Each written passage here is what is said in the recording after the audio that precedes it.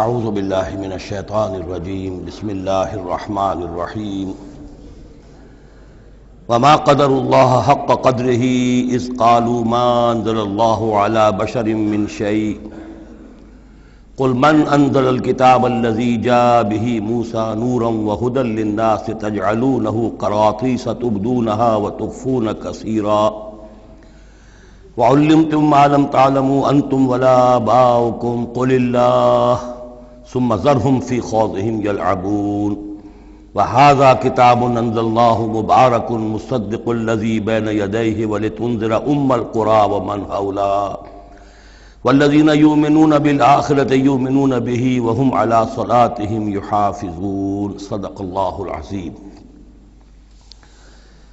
اب اس سورہ مبارکہ میں اس رد و قدح کا ذکر ہو رہا ہے کہ جو یہودیوں کے سکھلانے پڑھانے سے مکے کے کچھ لوگ حضور سے کر رہے تھے۔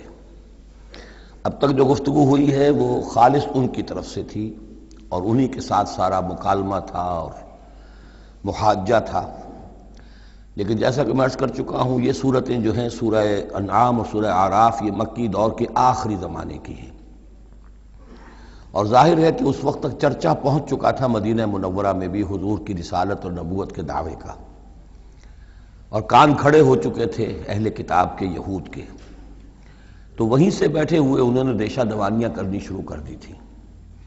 اور جیسے کہ ہم پڑھ چکے ہیں کہ جب زدم زدہ میں کوئی آ جائے تو وہ یہاں تک کہہ بیٹھتے تھے کہ ان مسلمانوں سے تو یہ مشرک بہتر ہیں جو بتوں کو پوجتے ہیں وغیرہ وغیرہ۔ اسی طرح کی ایک بات وہ ہے جو یہاں کہی جا رہی ہے۔ وما قدر اللہ حق قدرہ، اور انہوں نے ہرگز قدر نہ کی اللہ کی جیسا کہ قدر کرنی چاہیے تھی۔ اس قالو، جبکہ انہوں نے کہا ما انزل اللہ علی بشر من شیء، جبکہ انہوں نے کہا کہ نہیں اتاری ہے اللہ نے کسی بھی انسان پر کوئی بھی چیز، کیٹیگوریکل ڈینائل۔ چونکہ یہ لوگ جو تھے مکے والے یہ کتابوں سے واقف نہیں تھے، تو یہود نے سب سے پہلے جو ان سے کہا وہ یہ ہے کہ یہ سب خیال ہے، وہم ہے، اللہ نے کبھی کوئی چیز اتاری ہی نہیں کسی پر۔ اب چونکہ یہ سوال آیا تھا ان کی طرف سے، لہذا جواب میں مشرکین مکہ سے خطاب نہیں کیا ہے، بلکہ براہ راست جن کی طرف سے یہ بات آئی تھی ان سے خطاب ہے۔ قل من انزل الکتاب الذی جاء به موسیٰ، ان سے پوچھئے کہ پھر کس نے اتاری تھی وہ کتاب جو موسیٰ لے کر آئے تھے؟ کیا وہ من گھڑت تھی موسیٰ کی، اپنے ہاتھ سے لکھی ہوئی تھی؟ اگر اللہ نے کبھی کچھ نہیں اتارا تو من انزل الکتاب الذی جاء به موسیٰ نورا وہدی للناس، کہ جو نور بھی تھی اس کے اندر نور بھی تھا، وہ خود روشن تھی اور لوگوں کے لیے رہنمائی تھی۔ تجعلونہ قراطیسا، تم نے اسے ورق ورق کر دیا ہے، ٹکڑوں میں بانٹ دیا ہے، حصوں میں تقسیم کر دیا ہے۔ تبدونہا وتخفون کثیرا، کچھ کو ظاہر بھی کرتے ہو لیکن اکثر کو چھپا کر رکھتے ہو۔ یہودیوں نے کتاب کو جس طرح چھپایا ہے اور اپنے من مانی فتویٰ فروشی کے لیے تو انہوں نے یہ شکل اختیار کی تھی کہ عام لوگوں کے ہاتھ میں یہ کتاب نہیں آنی چاہیے، بڑی محفوظ رہنی چاہیے وہ، اور یہ کہ عام لوگوں کی دسترس میں نہ ہو۔ وَعُلِّمْتُمْ مَا لَمْ تَعْلَمُوا أَنْتُمْ وَلَا آبَاؤُكُمْ، اور تمہیں سکھائی گئی تھی وہ سب باتیں جو نہ تم جانتے تھے تمہارے آباء و اجداد جانتے تھے۔ قُلِ اللَّهُ، کہیے یہ سب اللہ نے نازل کیا، تورات بھی اللہ نے نازل فرمائی تھی، انجیل بھی اللہ نے نازل فرمائی تھی، اب یہ قرآن بھی اللہ نے نازل فرمایا ہے۔ ثُمَّ ذَرْهُمْ فِي خَوْضِهِمْ يَلْعَبُونَ، پھر یہ بات کہنے کے بعد اے نبی صلی اللہ علیہ وسلم ان کو چھوڑ دیجئے اور ان سے کنارہ کشی کر لیجئے، وہ اپنی باتوں میں خرافات کے اندر کھیلتے رہیں۔ وَهَذَا كِتَابٌ أَنزَلْنَاهُ مُبَارَكٌ، اور اب یہ کتاب ہے جسے ہم نے نازل کیا ہے بڑی بابرکت ہے، مصدق الذی بین یدیہ، جو تصدیق کرتے ہوئے آئی ہے اس کی جو اس کے سامنے موجود ہے۔ وَلِتُنذِرَ القرى ومن حولها، تاکہ اے نبی صلی اللہ علیہ وسلم آپ خبردار کر دیں القرى اور اس کے آس پاس کے لوگوں کو۔ القرى، قرى قریے کی جمع ہے، قرى بستیوں کی ماں، بستیوں کی جڑ، بستیوں کی بنیاد۔ ہر ملک کے اندر ایک شہر ایسا ہوتا ہے کہ جو گویا کہ اس کے لیے مرکز کی حیثیت رکھتا ہے، دارالخلافہ کہیں، دارالحکومت کہیں۔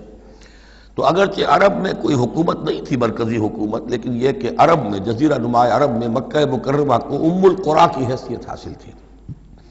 یہی ایک شہر ایسا تھا کہ جہاں ایک تو یہ کہ کعبہ تھا، تمام قبیلے جو ہیں وہ یہاں حج کے لیے آتے تھے، ان کا مذہبی مرکز تھا۔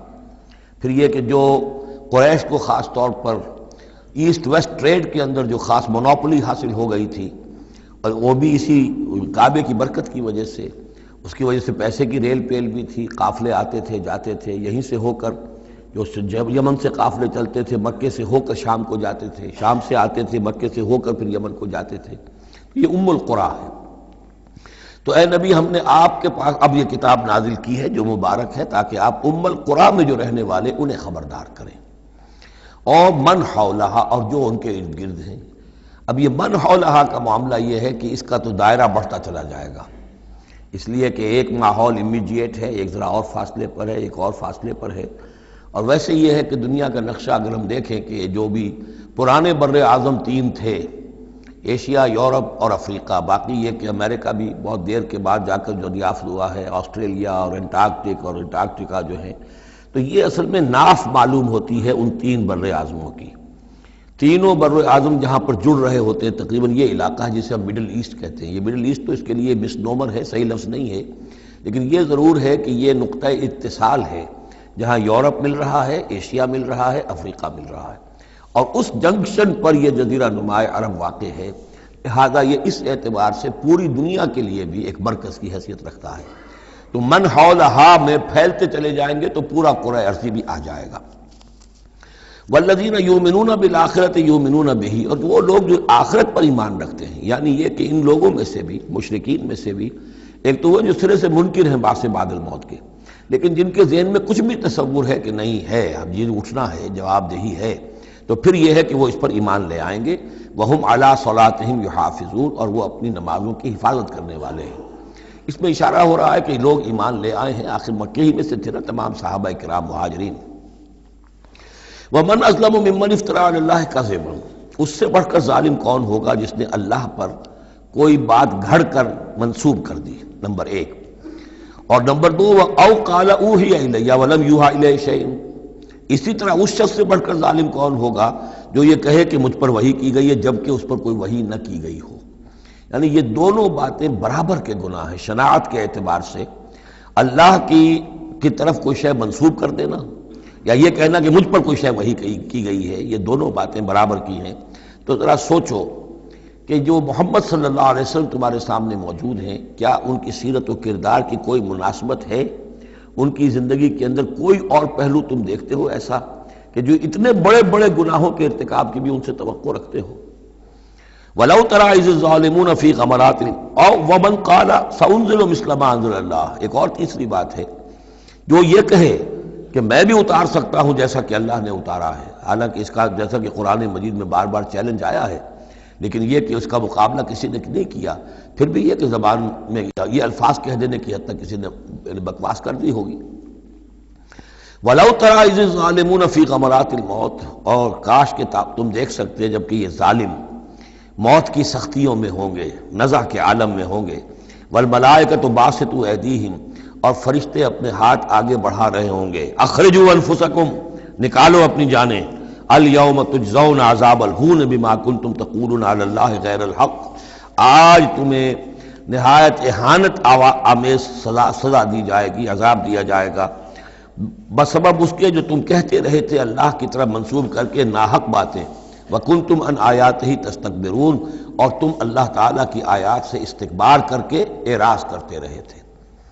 وَلَقَدْ جِئْتُمُونَا فُرَادًا، اور پھر قیامت کے دن کہا جائے گا آ گئے ہو ہمارے پاس اکیلے اکیلے، کوئی تمہارے ساتھ لاؤ لشکر نہیں، کوئی تمہارے ساتھ ساز و سامان نہیں، تمہارے وہ خدم و حشم نہیں، کوئی تمہارے حمایتی نہیں، کوئی جماعت و جمعیت نہیں.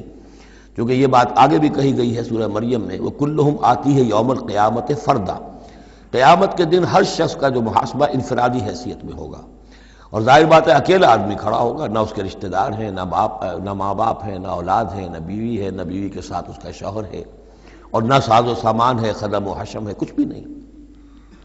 لقد جئتمونا فرادا کما خلقناکم اول مرہ، جیسے کہ ہم نے تمہیں پیدا کیا تھا پہلی مرتبہ. اب یہ نوٹ کیجئے، خلقناکم اول مرہ، اس کا مطلب ہے تخلیق دو مرتبہ ہوئی ہے. ایک تخلیق عالم ارواح میں ہوئی تھی، اس وقت بھی سب اکیلے اکیلے کھڑے تھے، نہ کوئی کسی کا باپ تھا، نہ کوئی کسی کی ماں تھی. ارواح کے مابین کوئی رشتہ داری نہیں تھی. یہ رشتہ داریاں تو پھر عالم خلق میں ہوئی ہیں آ کر، کہ ایک باپ اور ماں کا معاملہ ہے، پھر اولاد کا معاملہ ہے، پھر دادا اور پوتے کا معاملہ ہے، یہ ارواح کے مابین کوئی اس طرح کی رشتہ داری نہیں تھی۔ تو جیسے کہ ہم نے تمہیں پیدا کیا تھا پہلی مرتبہ کہ تمام انسان وہاں موجود تھے، فرق صرف یہ ہے کہ قیامت کے دن جب ہم کھڑے ہوں گے تو ہمیں ایک جسم بھی اور دیا جائے گا، لیکن جس وقت ہم تھے اللہ تعالیٰ کے پاس اس وقت عالم ارواح میں، اور جب ہم سے عہد لیا گیا تھا الست بربکم قالوا بلی، تو مجرد ارواح تھی، اس وقت کوئی جسم نہیں تھا۔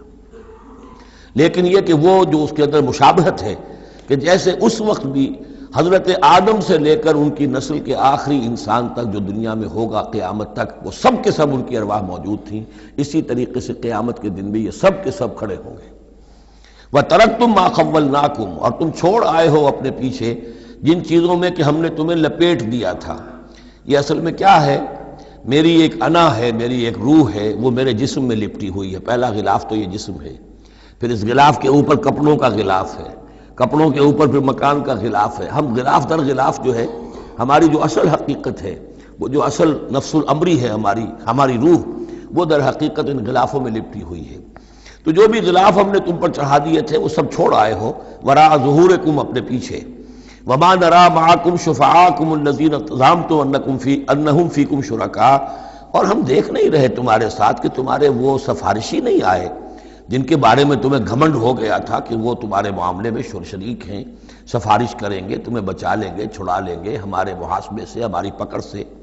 لقد تقطع بینکم، اب تمہارے مابین سارے رشتے ٹوٹ چکے۔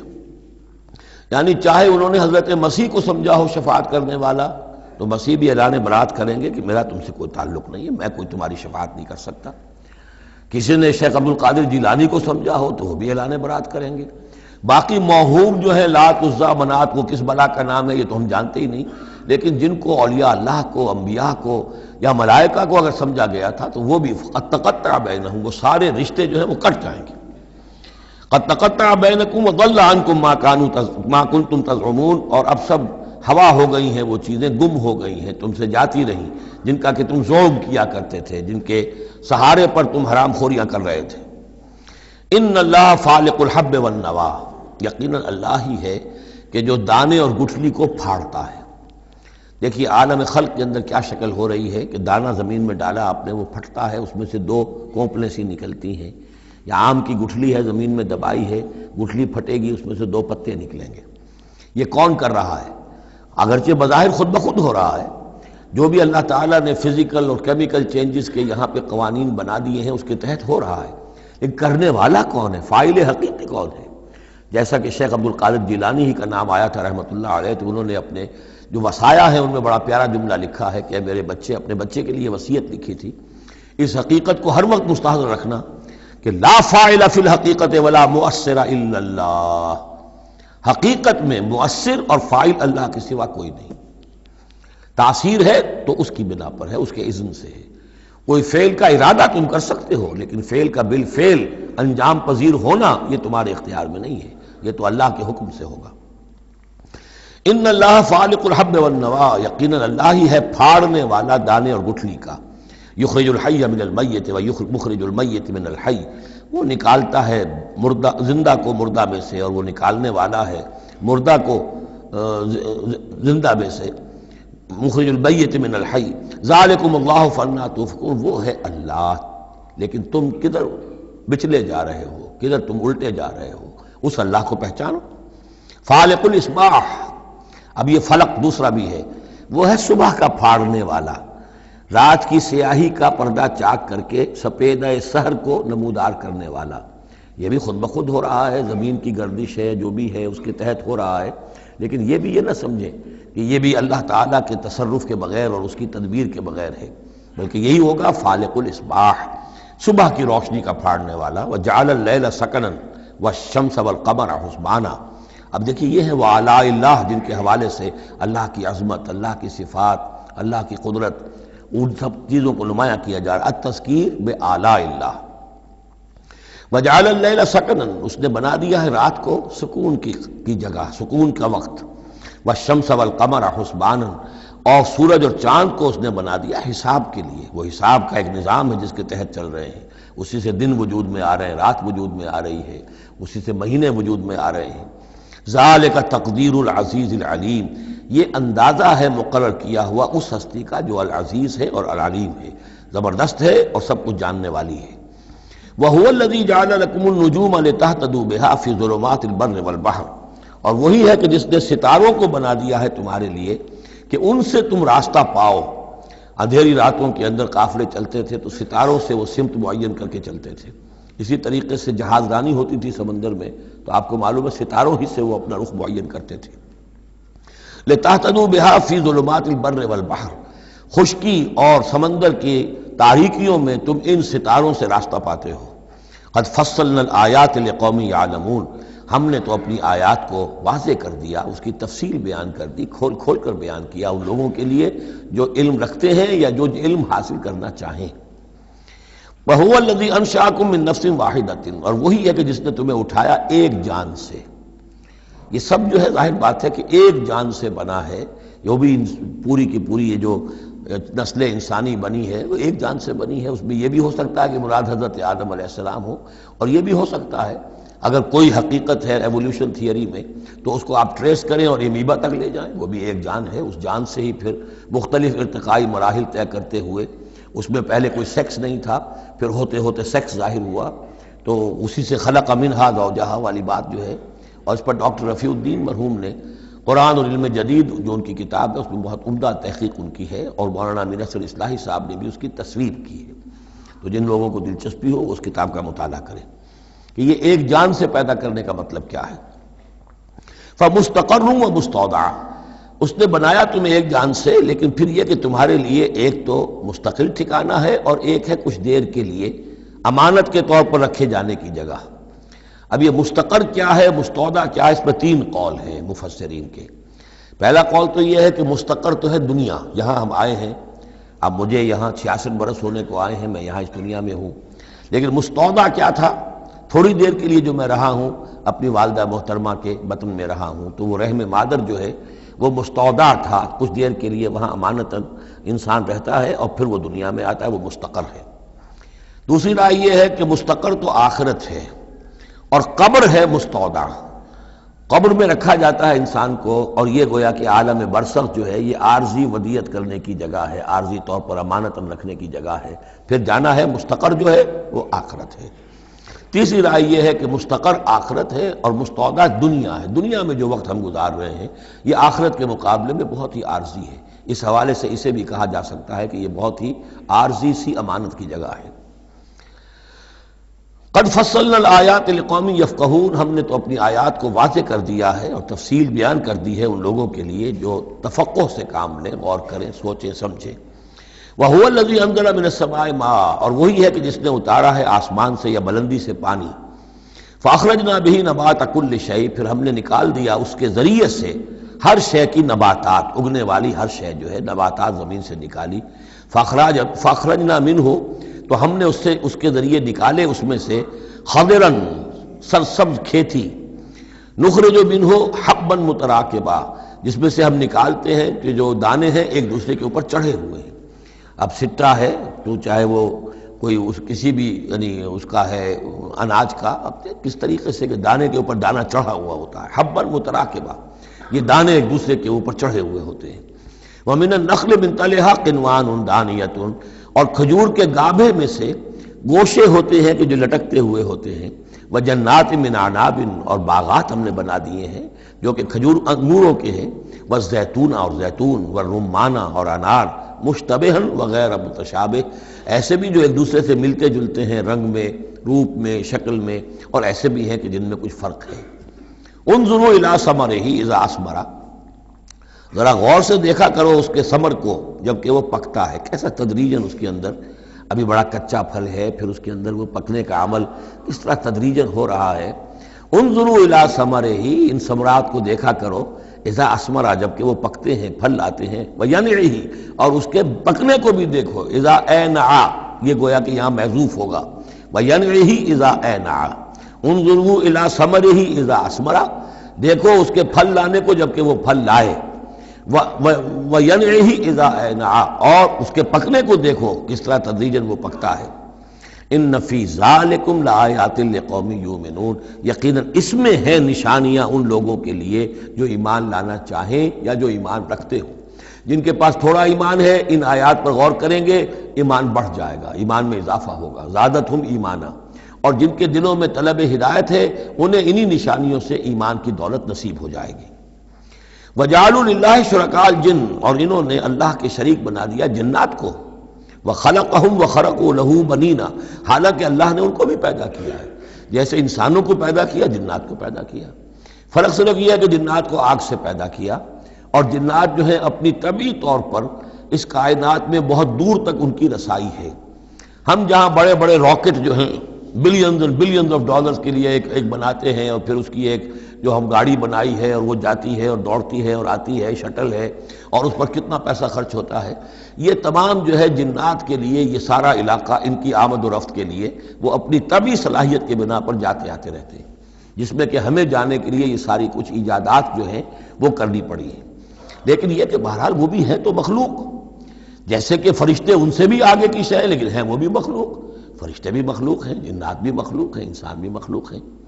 وَجَعَلُوا لِلَّهِ شُرَكَاءَ الْجِنَّ، انہوں نے شریک بنا لیا جنات کو اللہ کے ساتھ۔ وَخَلَقَهُمْ، اس نے ان کو پیدا کیا ہے۔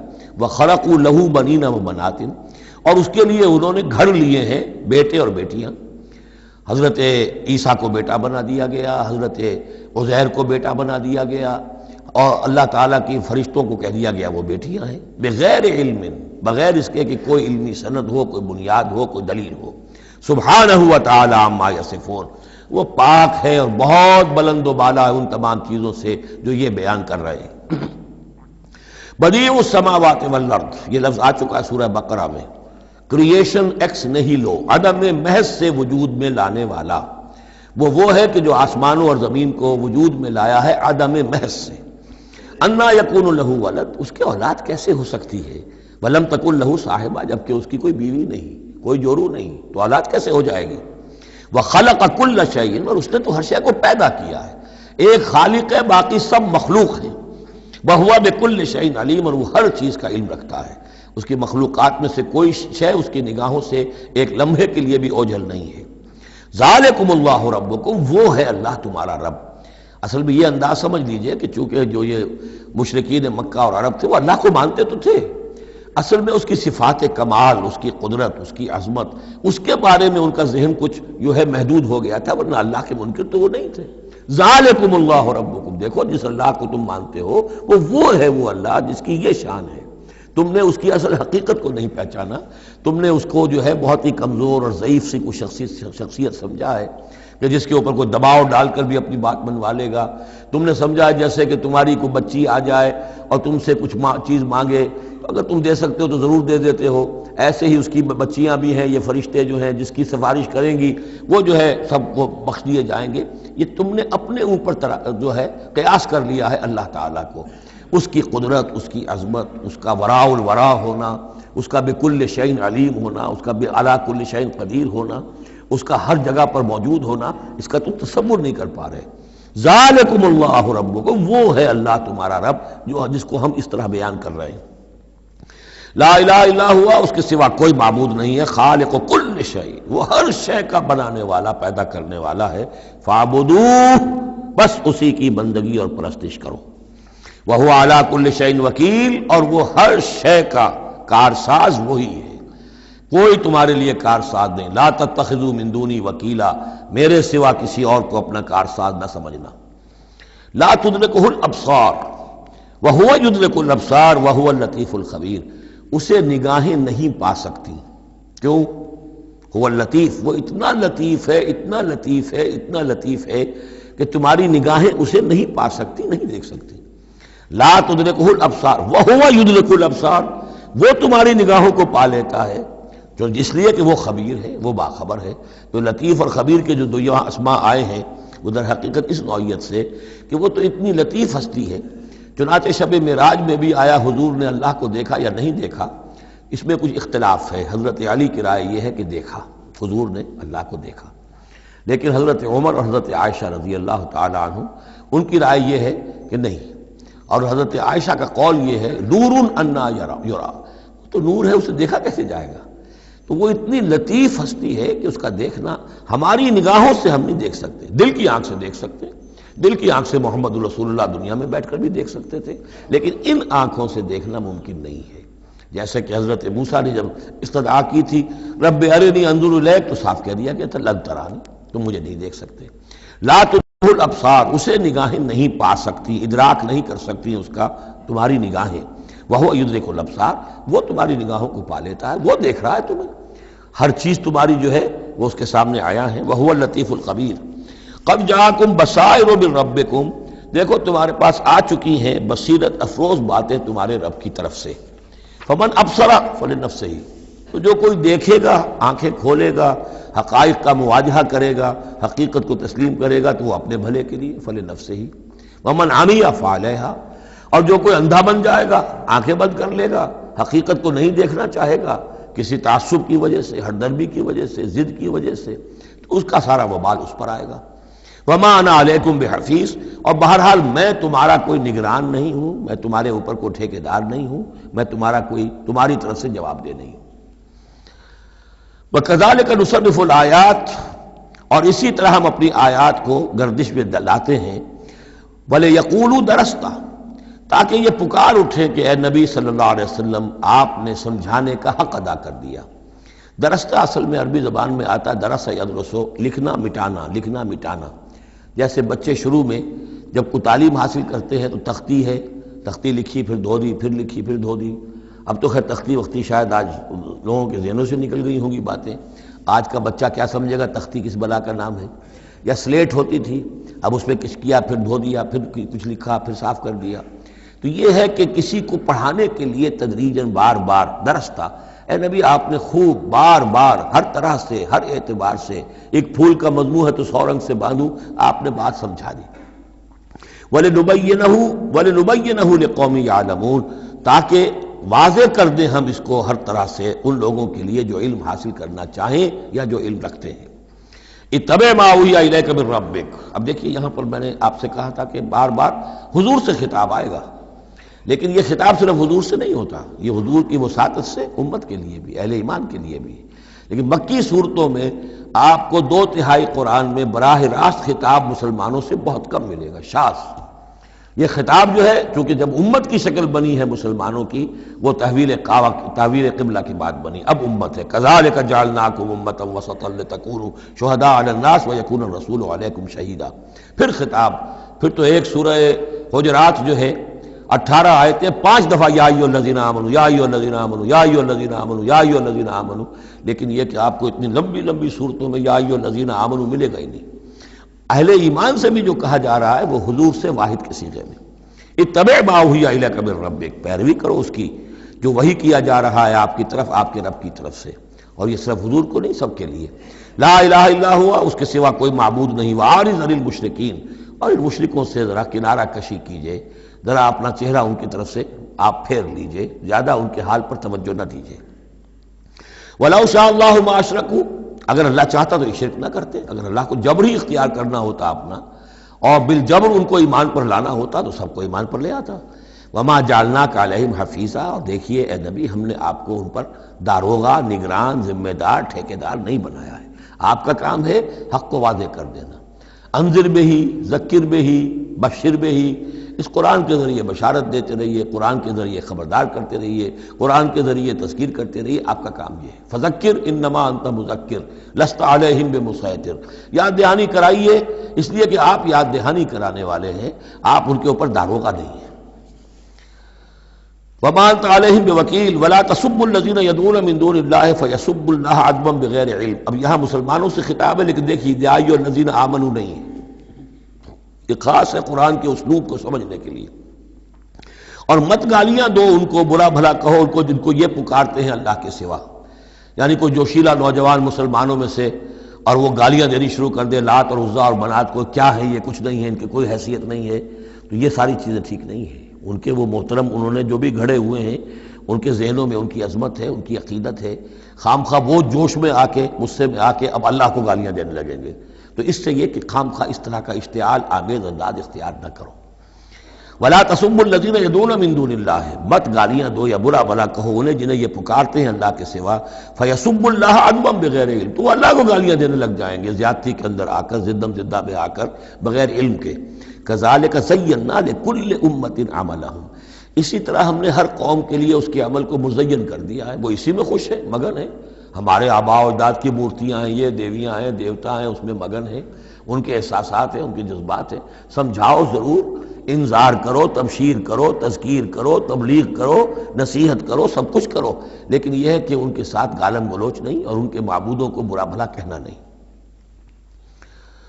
ثم الی ربہم مرجعہم، پھر ان کے ربی کی طرف ان سب کو لوٹنا ہے، فینبئہم بما کانوا یعملون، وہ ان کو جتلا دے گا جو کچھ کہ وہ کرتے رہے تھے۔ واقسموا باللہ جہد ایمانہم، اور وہ قسمیں کھا کھا کر کہتے ہیں، اب یہ وہی آ گیا جو عمود ہے اس سورہ مبارکہ کا، کچھ عرصے سے کچھ رکوعوں سے اس کا تذکرہ نہیں آیا تھا، اب پھر بڑے شد و مت کے ساتھ وہی بات، دکھاؤ ہمیں معجزہ، دکھاؤ ہم ایمان لے آئیں گے۔ کیوں نہیں دکھاتے معجزہ؟ نبوت کا دعویٰ ہے، رسالت کا دعویٰ ہے، عام دعویٰ تو نہیں کر رہے ہو تم، کیوں نہیں کوئی معجزہ دکھاتے؟ جب خود کہتے ہو کہ موسیٰ نے دکھائے، عیسیٰ نے دکھائے، فلاں نے دکھائے، قوم سمود کو دکھا دیا گیا معجزہ، تو آخر کیا قیامت آ گئی؟ ہمیں کیوں نہیں معجزہ دکھاتے؟ وَأَقْسَمُوا بِاللَّهِ جَهْدَ أَيْمَانِهِمْ، اور اپنے عوام پر اثر ڈالنے کے لیے قسم، خدا کی قسم ہے محمد ہم ایمان لے آئیں گے، آپ دکھائیے تو صحیح ایک دفعہ معجزہ، کیا بگڑتا تھا ان کا قسمیں کھانے میں؟ اقسموا باللہ جہد ایمانہم، وہ اللہ کی قسمیں کھا رہے ہیں اپنی پوری قوت کے ساتھ، شد و مت کے ساتھ، لئن جاءتہم آیۃ لیؤمنن بہا، اگر آیت آ جائے، نشانی آ جائے، معجزہ دکھا دیا جائے، وہ لازماً ایمان لے آئیں گے۔ قل انما الآیات عند اللہ، کہہ دیجئے نشانیاں تو سب اللہ کے اختیار میں، میرے اختیار میں نہیں، اللہ کا فیصلہ وہ نہیں دکھانا چاہتا۔ اب اس میں جو اثر پڑ سکتا تھا اہل ایمان پر، اس کا جواب ہے آگے، وما یشعرکم، اے مسلمانوں تمہیں کیا پتا ہے، انہا اذا جاءت لا یؤمنون، جب وہ نشانی آ جائے گی تب بھی یہ نہیں مانیں گے، لیکن ان کی مہلت ختم ہو جائے گی، پھر وہ عذاب فوری طور پر آ جائے گا۔ ابھی در حقیقت اس میں خیر ہے، اس میں بھلائی ہے، اسی میں ان کے لیے اپنے اوپر سختی جھیل لو، اپنے اوپر جو بھی اس وقت تنگی آ گئی ہے، ضیق ہے، اس کو برداشت کرو، لیکن یہ کہ یہ چیز ان کے قوم کے حق میں، لوگوں کے حق میں مفید نہیں ہوگی۔ اور اب جو آیت آئی ہے وہ بہت ہی اہم ہے، وَنُقَلِّبُ أَفْئِدَتَهُمْ وَأَبْصَارَهُمْ كَمَا لَمْ يُؤْمِنُوا بِهِ أَوَّلَ مَرَّةٍ، ہم ان کے دلوں کو الٹ دیں گے، ان کی نگاہوں کو الٹ دیں گے، اس لیے کہ وہ ایمان نہیں لائے تھے پہلی مرتبہ۔ دیکھیے یہ قاعدہ قانون اب اچھی طرح سمجھ لیجئے جو سورہ بقرہ کے شروع ہی میں آ گیا تھا پہلے رکوع میں۔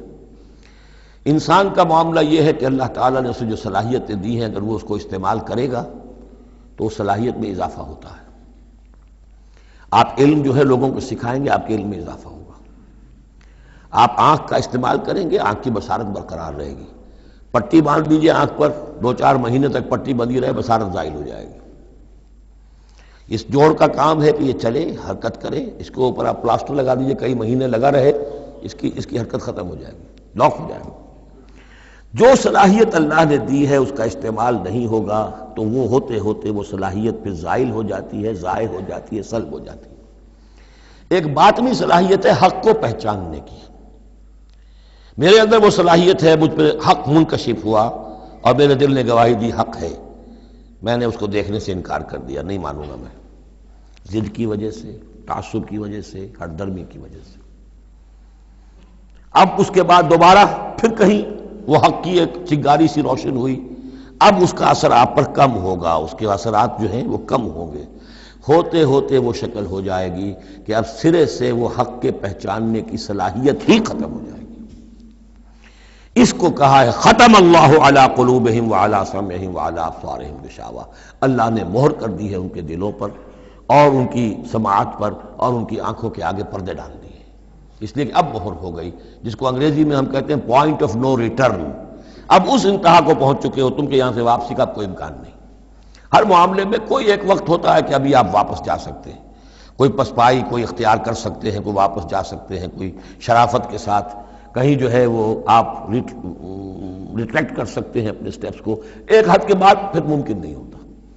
اسی کو یہاں کہا ہے کہ چونکہ جب پہلی مرتبہ حق ان پر منکشف ہو گیا، اللہ نے حجت قائم کر دی، حق منکشف ہو گیا، پہچان لیا ان کے دل نے، ان کی روح نے، کہ بصیرت باطنی نے کہ یہ حق ہے، تو فوراً مان لیتے تو خیریت تھی.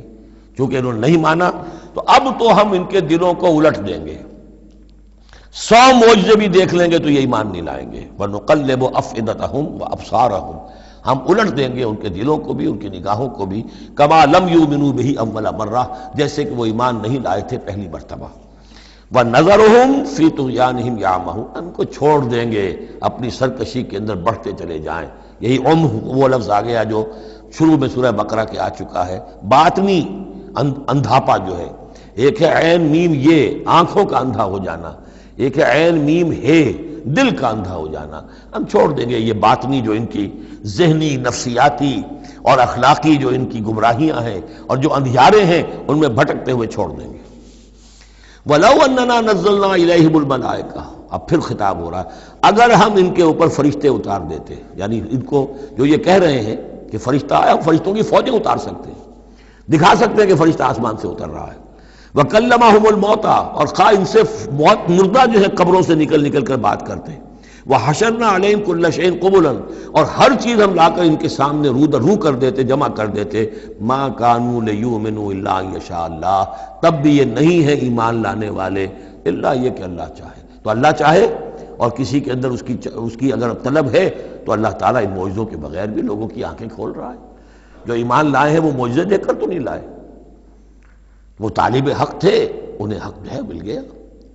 وَلَٰكِنَّ أَكْثَرَهُمْ يَجْهَلُونَ، لیکن ان کی اکثریت جو ہے وہ جاہلوں پر مشتمل ہے. اور جاہل سے مراد جذباتی لوگ جو عقل سے کام نہیں لیتے بلکہ اپنے جذبات کے اندر کے اعلی کار بن جاتے ہیں. اگلی آیت جو ہے یہ بھی بہت اہم ہے، ایک فلسفہ دین کے اعتبار سے، بلکہ فلسفہ تحریک، دعوت و تحریک کے اعتبار سے بہت اہم ہے. وَكَذَلِكَ جَعَلْنَا لِكُلِّ نَبِيٍّ عَدُوًّا شَيَاطِينَ الْإِنسِ وَالْجِنِّ، اور اسی طرح ہم نے ہر نبی کے دشمن بنا دیے انسانوں اور جنوں میں سے شیطان، ہم نے بنا دیے. سوچئے، غور کیجئے، نبی کے لیے تو مدد چاہیے تھی، کیوں شیطان اٹھا دیا اللہ نے ان کے خلاف؟ اس کا فلسفہ بیان ہو رہا ہے.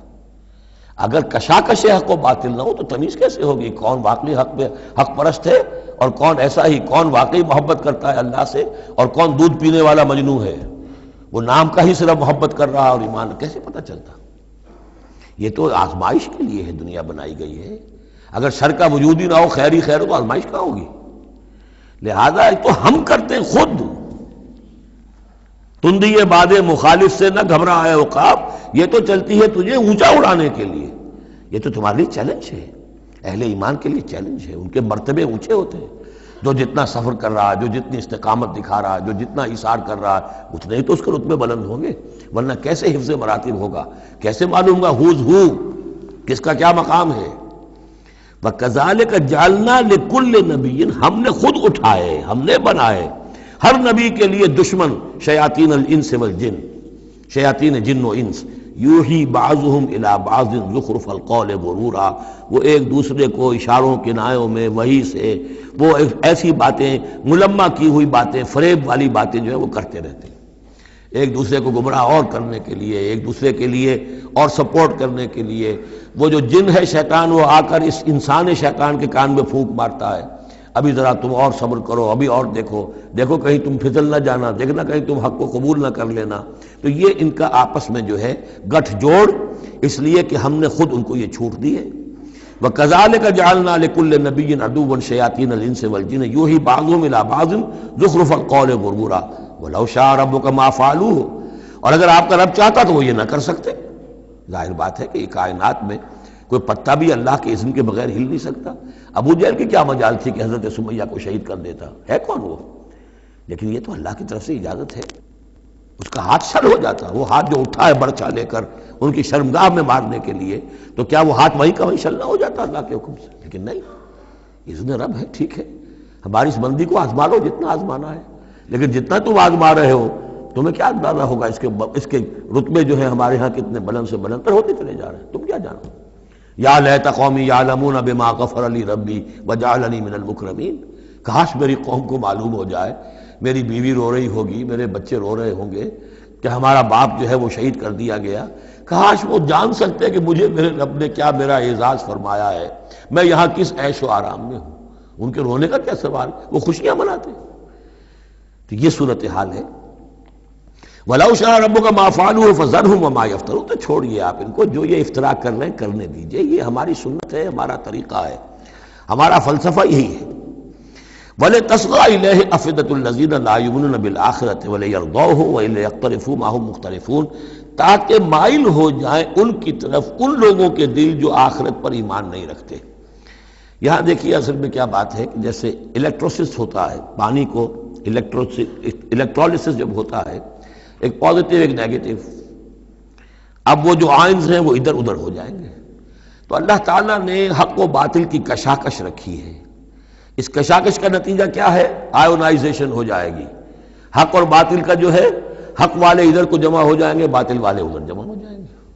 اور اس کے لیے جو ہے یہ اس معاشرے کے اندر، انسانی معاشرے کے اندر یہ تقسیم، یہ تمییز، جیسے کہ ہم سورہ آل عمران میں پڑھ چکے ہیں، حتیٰ یمیز الخبیث من الطیب، یہ خبیث اور طیب جو ہیں گڈمڈ ہوئے ہیں، یہ آزمائشیں آتی ہیں، تکلیفیں آتی ہیں، امتحانات آتے ہیں، تو خبیث علیحدہ اور طیب علیحدہ، منافق علیحدہ، صاحب ایمان علیحدہ۔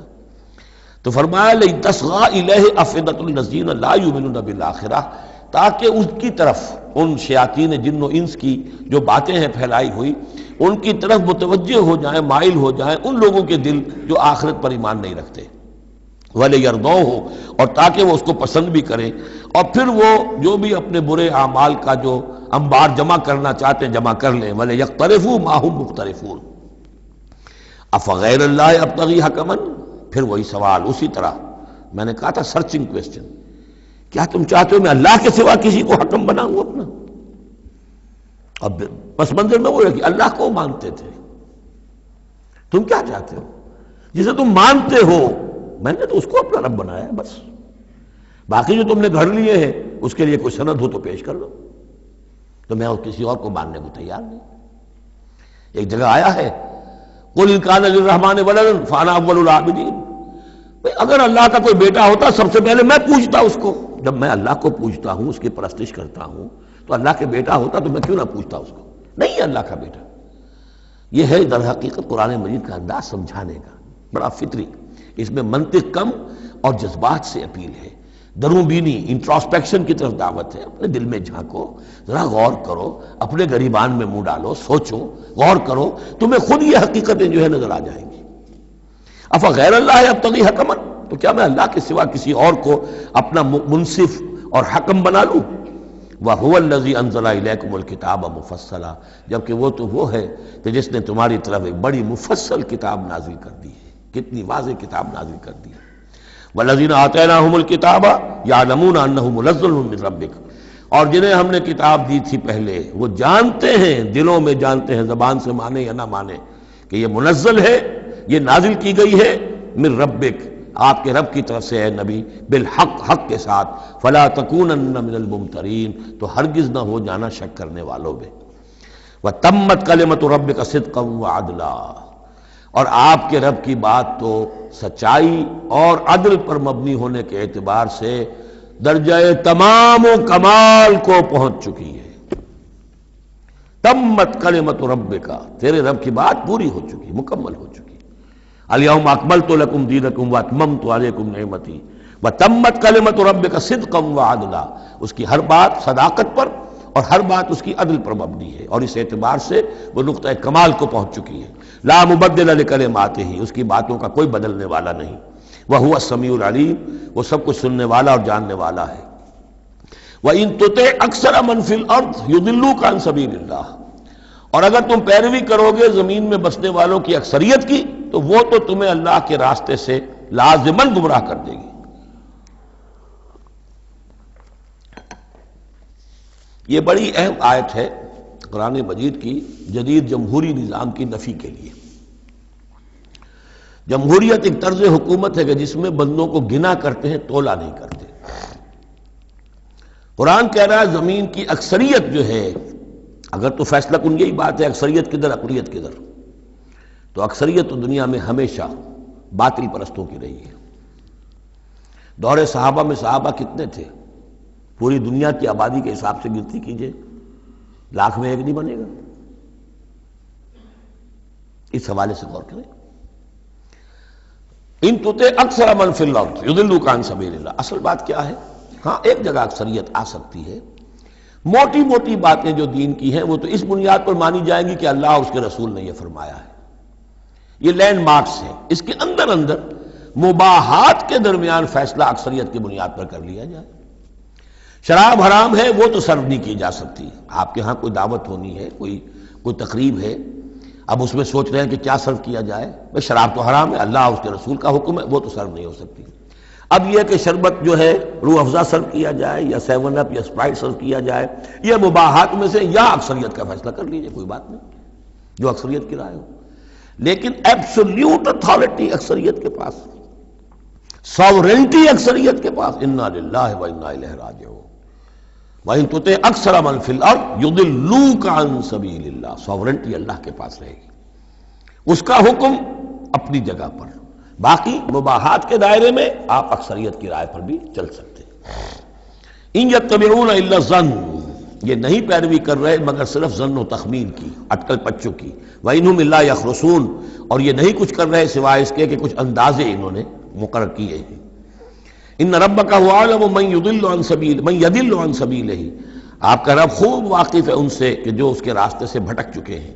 وهو اعلم بالمہتدین، اور وہ خوب واقف ہے ان سے بھی جو ہدایت کی راہ پر ہیں۔ فَكُلُوا مِمَّا ذُكِرَ اسْمُ اللَّهِ عَلَيْهِ إِن كُنتُم بِآيَاتِهِ مُؤْمِنُونَ، تو کھاؤ ان چیزوں میں سے جن پر اللہ کا نام لیا گیا ہے اگر تم اس کی آیات پر ایمان رکھتے ہو۔ یہ پھر وہی جو عرب کے اندر مشرکوں میں جو جاہلی تصورات تھے، توہمات تھے، تو اس کو پھر رد کرنے کے لیے، بلکہ پھر نہیں کہنا چاہیے، یہ تو مکی صورتیں ہیں، یہ کام تو ہو چکا تھا، باقی یہ کہ وہ تو جو بھی آخری پھر ٹچز تھے وہ سورہ مائدہ وغیرہ میں دیے گئے ہیں۔ وَمَا لَكُمْ أَلَّا تَأْكُلُوا مِمَّا ذُكِرَ اسْمُ اللَّهِ عَلَيْهِ، یہ تم نے جو بنا لی ہیں چیزیں، اب ان کے اوپر چاہے وہ حام اور صائبہ اور یہ وسیلہ اور یہ وہ کوئی شے اللہ نے مقرر نہیں کی ہے، ان کو ذبح کرو، حلال جانور ہے، اونٹ ہے، کچھ اور ہے، اس کو حلال کر سکتے ہو، اللہ کا نام لو اور کھاؤ۔ وَمَا لَكُمْ أَلَّا تَأْكُلُوا مِمَّا ذُكِرَ اسْمُ اللَّهِ عَلَيْهِ وَقَدْ فَصَّلَ لَكُم مَّا حَرَّمَ عَلَيْكُمْ، جبکہ اللہ تعالیٰ تفصیل بیان کر چکا ہے تمہارے لیے وہ ان چیزوں کی جو حرام کی گئی ہیں۔ یہ سورۃ النحل کے اندر بھی یہ مضمون چونکہ آیا تھا، وہ آگے چل کر پڑھیں گے 14ویں پارے میں، لہذا وہ صورت اس سے پہلے نازل ہوئی ہے، لہذا فرمایا جا رہا کہ وہ تمہارے اوپر اس کی تفصیل پہلے ہی بیان کی جا چکی ہے۔ إِلَّا مَا اضْطُرِرْتُمْ إِلَيْهِ، اس میں بھی تمہارے لیے گنجائش ہے کہ اگر اضطرار ہے، جان پر بنی ہوئی ہے، بھوک سے جان نکل رہی ہے، تو ان حرام چیزوں میں سے بھی کچھ کھا کر جان بچائی جا سکتی ہے۔ وَإِنَّ كَثِيرًا لَيُضِلُّونَ بِأَهْوَائِهِمْ بِغَيْرِ عِلْمٍ، اور اکثر لوگ جو ہیں وہ بغیر کسی تحقیق کے، بغیر علم کے، اپنی خواہشات کی بنا پر لوگوں کو گمراہ کرتے پھرتے ہیں۔ ان ربک هو اعلم بالمعتدین، اور یقیناً تیرا رب خوب جانتا ہے ان حد سے تجاوز کرنے والوں کو۔ وَذَرُوا ظَاهِرَ الْإِثْمِ وَبَاطِنَهُ، اور چھوڑ دو، تعلق منقطع کر لو ہر طرح کے گناہ سے، چاہے وہ کھلا ہو یا چھپا ہو۔ ان الذین یکسبون الاسم، یقیناً جو لوگ گناہ کماتے ہیں، سیجزون بما کانوا یقترفون، تو انہیں یقیناً بدلہ ملے گا اس کا جو وہ جمع کر رہے ہیں، جو کھتے بھر رہے ہیں برائیوں کے اور برے اعمال کے، ان کا پورا بدلہ ملے گا۔ ولا تاکلوا مما لم یذکر اسم اللہ علیہ، اور مت کھاؤ اس میں سے جس پر اللہ کا نام نہ لیا گیا ہو۔ یہ اصل میں ایک خاص چیز ہے جو آگے آئے گی آیت نمبر 138 میں، کہ ان کے اسی قسم کے توہمات میں سے بعض جانوروں پر وہ کہتے تھے اللہ کا نام لینا ہی نہیں ہے، اس کا خاص طور پر تذکرہ ہے، یہ عام نہیں ہے یہ آیت۔ ولا تاکلوا مما لم یذکر اسم اللہ علیہ، مت کھاؤ اس میں سے کہ جس پر اللہ کا نام نہیں لیا جاتا۔ وَإِنَّهُ لَفِسْقٌ، یقیناً وہ جو ہے وہ تو گناہ ہے اس کا کھانا۔ وَإِنَّ الشَّيَاطِينَ لَيُوحُونَ إِلَىٰ أَوْلِيَائِهِمْ لِيُجَادِلُوكُمْ، اور یہ شیاطین جو ہیں یہ اپنے دوستوں اور اپنے ساتھیوں کو وحی کرتے رہتے ہیں، پٹی پڑھاتے رہتے ہیں، وسوسہ اندازی کرتے رہتے ہیں تاکہ وہ تم سے جھگڑا کریں۔ وَإِنْ أَطَعْتُمُوهُمْ إِنَّكُمْ لَمُشْرِكُونَ، اگر تم ان کا کہنا مانو گے تو تم بھی مشرک ہو جاؤ گے۔ اب ایک بڑی پیاری بات وہ کہتے تھے، آپ کو بھی اچھی لگے گی، دیکھو جو اللہ نے مارا ہے خود مر گیا، وہ تو تم نے حرام کر دیا، جو خود مارتے ہو وہ حلال ہو گیا۔ بات اچھی لگے گی نا؟ جیسے انما البیع مثل الربا، بیع بھی تو ربا کی طرح ہے، اس میں بھی نفع ہوتا ہے، اس میں بھی نفع ہوتا ہے۔ 10 لاکھ کسی کو دیے، 4,000 روپے ماہانہ لے رہے ہیں، جائز ہے۔ 10 لاکھ کا مکان کسی کو کرائے پر دیا، 4,000 روپے ماہانہ لے لینا جائز، یہ جائز ہے اور وہ ناجائز اگر نقل لے رہے ہیں۔ تو یہ جو اشکالات ہوتے ہیں بظاہر جو ہیں بڑے دل نشین، تو اسی طریقے سے یہ کہ اللہ کا مارا ہوا ہے، یہ اللہ نے مارا، یہ مر گیا اپنی موت، اس اللہ نے مارا، یہ تو حرام ہے، اور تم جسے مارو جسے ذبح کرو وہ حلال ہے۔ اب یہ بات جو ہے، لیکن یہ کہ تم یہ مجادلہ کریں گے تم سے، یہ دلیل بازی کریں گے، یہ تمہارے سامنے جو ہے اس طرح کی حرکتیں کریں گے، لیکن تم چھوڑو انہیں، دفع کرو۔ اب امن کا تھا میتن فاحییناہ، تو بھلا جو کوئی تھا مردہ اور ہم نے اسے زندہ کر دیا۔ اس سے مراد ہے حیات معنوی اور موت معنوی۔ ایک شخص جو اللہ سے واقف نہیں ہے، صرف دنیا کا بندہ بنا ہوا ہے، تو وہ در حقیقت ایک انسانیت اس کی مردہ ہے، وہ حیوان کی حیثیت سے جو زندہ ہے، بحیثیت انسان وہ مردہ ہے۔ پھر اللہ نے اسے ہدایت دی، اس کو ایمان کی نعمت، اب وہ زندہ ہوا۔ اب امن کان میتن فاحییناہ وجعلنا لہ نورا، اور پھر ہم اس کو نور بنا دے دیتے ہیں۔ اب وہ اللہ کی کتاب اس کے سامنے ہے، یمشی بہ فی الناس، اب اس کو لے کر وہ چل رہا ہے لوگوں کے مابین۔ کمن مثلہ فی الظلمات، کیا وہ شخص ان کی طرح ہو جائے گا کہ جو اندھیروں میں بھٹک رہا ہو، لیس بخارج منہا، اور اس سے وہ نکلنے والا ہے ہی نہیں۔ کذالک زین للکافرین ما کانوا یعملون، اس طرح مزین کر دیا گیا، کھبا دیا گیا ان کافروں کے لیے جو کچھ کہ یہ کر رہے ہیں، یعنی اس میں ہی مگن ہے وہ۔ لیکن ایک وہ شخص تھا جس کو پہلے ہوش نہیں تھا، توجہ نہیں تھی، حضرت عمر ہے رضی اللہ تعالی عنہ، 6 سال لگ گئے۔ حضرت حمزہ ہے، 6 سال لگ گئے، 6 سال میں ایمان لا رہے ہیں۔ لیکن پھر یہ ہے کہ اللہ نے ہدایت دے دی، اس کے بعد یہ ہے کہ وہ نور قرآن مجید بھی موجود ہے، اب چل رہے ہیں، آگے بڑھ رہے ہیں، سر فروشیاں کر رہے ہیں۔ اب ایک وہ ہے جو بھٹکتے ہی رہے ساری عمر اور اسی اندھیاروں کے اندر ہی جانے دے گئے۔ وَكَذَلِكَ جَعَلْنَا فِي كُلِّ قَرْيَةٍ أَكَابِرَ مُجْرِمِيهَا، اسی طرح ہم نے ہر بستی میں بڑے بڑے مجرم کھڑے کیے، لِيَمْكُرُوا فِيهَا، تاکہ وہ اس میں خوب چالیں چلیں۔ وہی بات، شیاطین الانس والجن کو ہم نے اٹھایا، اسی طرح ہر بستی کے اندر جو سردار اور بڑے وہاں کے چودھری ہوتے ہیں، ہم ان کو چھوٹ دیتے ہیں کہ وہ کھڑے ہوں اور روکیں لوگوں کو، اور لوگوں کو ستائیں، اور لوگوں سے امتحان لیں، لوگوں کو آزمائش میں ڈالیں، چالیں چلیں، تاکہ جو صاحب جوہر ہیں ان کے جوہر کھلیں، ان کے اور نکھریں، ان کے اندر کی صلاحیتیں جو ہے وہ اور اجاگر ہوں۔ اکابر مجرمیہا لیمکروا فیہا، تاکہ خوب چالیں چلیں۔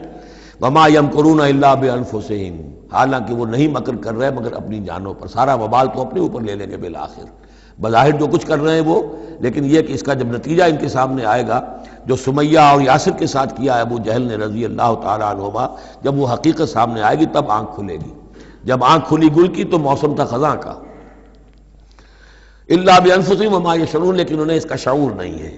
وَإِذَا جَاءَتْهُمْ آیَةٌ قَالُوا لَن نُؤْمِنَ حَتَّىٰ نُؤْتَىٰ مِثْلَ مَا أُوتِیَ رُسُلُ اللَّهِ، اور جب ان کے پاس کوئی نشانی آتی ہے، نشانی سے مراد قرآن کی آیت، قرآن کی دلیل، تشبیہ، تصریف آیات نئے انداز میں، فرمایا جب بھی ان کے پاس آیت آتی قالوا لن نؤمن، وہ کہتے ہیں ہم ہرگز ایمان نہیں لائیں گے، حتیٰ نؤتیٰ مثل ما اوتی رسول اللہ، جب تک کہ ہمیں بھی وہی چیز نہ دی جائے جو اللہ کے دوسرے رسولوں کو دی گئی تھی، ویسے ہی حصی معجزے۔ اللہ عالم حیث یجعل رسالتہ، اللہ تعالیٰ زیادہ واقف ہے اس سے کہ وہ اپنی رسالت کے لیے کیا جگہ، کیا محل، کیا مقام معین کرے۔ اللہ تعالیٰ نے اس وقت ان کے لیے یہی رکھا، وہ بھی اللہ کی حکمت کے تحت تھا، اور اب جب کہ نوع انسانی شعور کے اعتبار سے بلوغ کی عمر کو پہنچ چکی ہے، بچہ چھوٹا ہوتا ہے کھیلنے کے لیے کھلونے دیے جاتے ہیں، لیکن ذرا بڑا ہو جائے تو اسے کھلونے نہیں دیے جاتے، اب اسے حکمت سکھائی جاتی ہے، عقل سکھائی جاتی ہے، شعور سکھایا جاتا ہے، تمیز سکھائی جاتی ہے۔ تو وہ نوع انسانی کا دور طفولیت تھا، اس میں ابھی ان کا فہم، ان کی عقل، ان کے شعور ابھی ان کی جو ہے بلوغت کو نہیں پہنچی تھی یہ شعور کی چیزیں، لہذا ان کے لیے وہ کھلونے بھی تھے، حصی معجزات بھی تھے۔ اب انسان بحیثیت مجموعی نوع انسانی جو ہے عقلی بلوغ کو اور شعور کے بلوغ کو پہنچ چکی ہے، لہذا اب وہ چیزیں نہیں دکھائی جائیں گی۔ اللہ عالم حیث یجعل رسالتہ سیصیب الذین اجرموا صغار عند اللہ، پہنچے گی ان مجرموں کو، ان گناہگاروں کو بہت ہی ذلت اللہ کے ہاں، وعذاب شدید بما کانوا یمکرون، اور سخت سزا اور عذاب ان کی ان تاری چال بازیوں کے طفیل کے جو وہ کر رہے ہیں۔ فمن یرید اللہ ان یہدیہ یشرح صدرہ للاسلام، تو اللہ تعالیٰ جس کے لیے بھی چاہتا ہے کہ اس کو ہدایت کے دروازے اس کے لیے کھول دے، اس کے سینے کو اسلام کے لیے کھول دیتا ہے۔ یہ ایک بڑی معنوی حقیقت ہے، اس پہ غور کیجئے گا۔ شرح صدر، الم نشرح لک صدرک، یہ جو حضور کے لیے خاص طور پر شرح صدر جو ہے اللہ تعالیٰ نے ایک بہت بڑے احسان کے طور پر بیان فرمایا، الم نشرح لک صدرک، اس شرح صدر کی ہر مسلمان کو دعا کرنی چاہیے۔ اللہم ربنا نور قلوبنا بالایمان واشرح صدورنا للاسلام، اے اللہ ہمارے دلوں کو تو نور ایمان سے منور فرما دے اور ہمارے سینوں کو اسلام کے لیے کھول دے۔ اس کے معنی کیا ہے؟ اللہ ہمارے اندر وہ باطنی بصیرت پیدا کر دے کہ اسلام کی ہر چیز ہمیں ٹھیک نظر آئے، ہاں ہاں یہی تو ٹھیک ہے، یہی تو ہونا چاہیے، منطقی ہے، معقول ہے، کہیں چیز اپرائے گی نہیں۔ انسان کی فطرت جو ہے اتنی مطابقت محسوس کرے گا انسان کہ دیکھنا تقریر کی لذت کے جو اس نے کہا، میں نے یہ جانا کہ گویا یہی میرے دل میں تھا، اس لیے کہ اس کا اپنا سینہ جو ہے اللہ تعالیٰ نے اسلام کے لیے کھول دیا ہے۔ تو یہ شرح صدر جو ہے اللہ تعالیٰ کی طرف سے بہت بڑی نعمت ہوتی ہے۔ فَمَن يُرِدِ اللَّهُ أَن يَهْدِيَهُ، اللہ جس کو ہدایت دینا چاہتا ہے، یشرح صدرہ للاسلام، اس کے سینے کو اسلام کے لیے کھول دیتا ہے۔